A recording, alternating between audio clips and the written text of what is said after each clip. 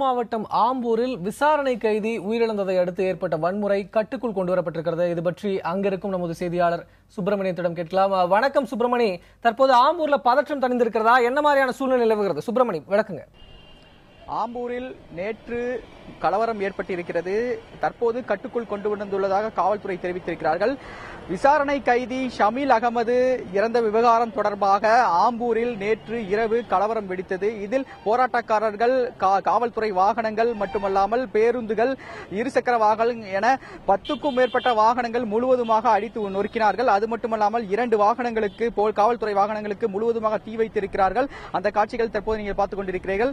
அது மட்டுமல்லாமல் இந்த சம்பவம் குறித்து ஆம்பூர் நகர போலீசார் தற்போது வழக்கு பதிவு செய்து விசாரணை நடத்தி வருவதாக காவல்துறை தரப்பில் தெரிவிக்கப்பட்டிருக்கிறது. நேற்று இரவு கலவரம் ஏற்பட்டதை தொடர்ந்து இந்த சம்பவம் தொடர்பாக இன்று அதிகாலையில் இருந்து இதுவரை 190 பேர் கைது செய்யப்பட்டுள்ளதாக காவல்துறை தரப்பில் தெரிவிக்கப்பட்டிருக்கிறது.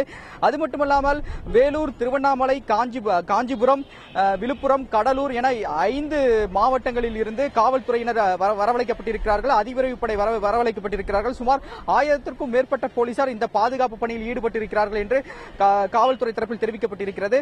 அது மட்டுமல்லாமல் இந்த சம்பவம் குறித்து, அதாவது பொது சொத்தை சேதப்படுத்தல் மட்டுமல்லாமல் பொதுமக்களுக்கு இடையூறு செய்யும் வகையிலும் செயல்பட்டிருப்பதாக போராட்டக்காரர்கள் செயல்பட்டிருக்கிறார்கள். அது தொடர்பாக இன்று காலை வழக்கு பதிவு செய்யப்பட்டிருக்கிறது.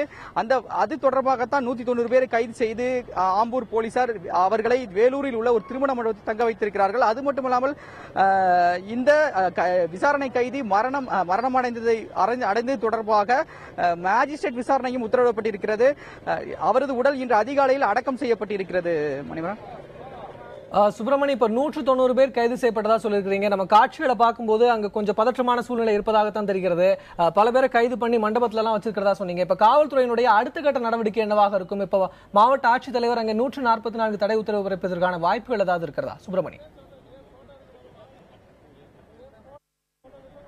விக்ரம், இந்த சம்பவம் தொடர்பாக 144 தடை உத்தரவு பிறப்பிப்பதற்கான எந்த வாய்ப்பும் இல்லை என்று காவல்துறை தரப்பில் முழுவதுமாக தெரிவிக்கப்பட்டிருக்கிறது.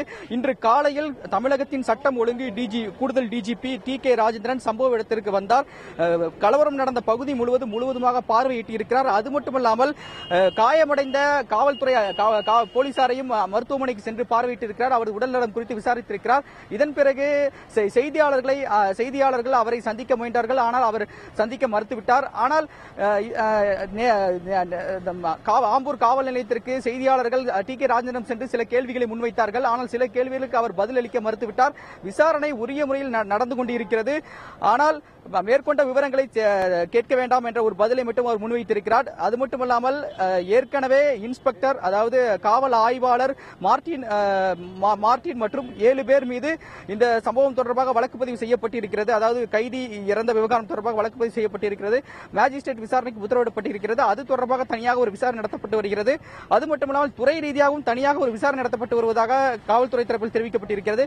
இதற்கிடையில் கலவரம் தொடர்பாக தற்போது வழக்கு பதிவு செய்யப்பட்டிருக்கிறது. ஆனால் அதிகாரப்பூர்வமாக எத்தனை பேர் கைது செய்யப்பட்டிருக்கிறார்கள் என்ற விவரங்களை காவல்துறை இதுவரை அறிவிக்கவில்லை. முன்னெச்சரிக்கை நடவடிக்கையாகத்தான் 190 பேர் கைது செய்யப்பட்டிருப்பதாக காவல்துறை தரப்பில் தெரிவிக்கப்பட்டிருக்கிறது. இன்று மாலைக்குள் அதிகாரப்பூர்வமாக அவர்கள் கைது செய்யப்படுவார்கள் என்று காவல்துறை தரப்பில் தெரிவிக்கப்பட்டிருக்கிறது. அது மட்டுமல்லாமல் முழுவதுமாக இந்த பகுதி கட்டுக்குள் கொண்டு வரப்பட்டிருக்கிறது. எந்த பிரச்சனையும் தற்போது வரை நிகழவில்லை என்று காவல்துறை தெரிவித்திருக்கிறார்கள். விக்ரம், சுப்பிரமணி, இப்ப போராட்டக்காரர்களுடைய முக்கியமான கோரிக்கை அப்படின்னு ஏதாவது இருக்கிறதா, அதை சொல்லுங்களேன்.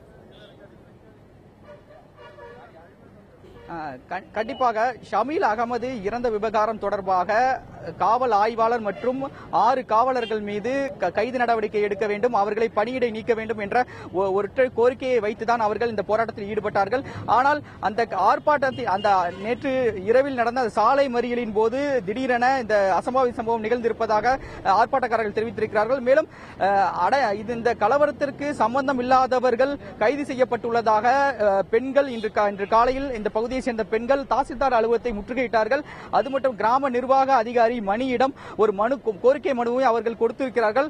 இந்த கலவரத்தில் ஈடுபடாதவர்கள் கைது செய்யப்பட்டிருப்பதாகவும் அவர்களை போலீசார் வலுக்கட்டாயமாக இழுத்து சென்றதாகவும் அவர்கள் அந்த மனுவை கொடுத்திருக்கிறார்கள்.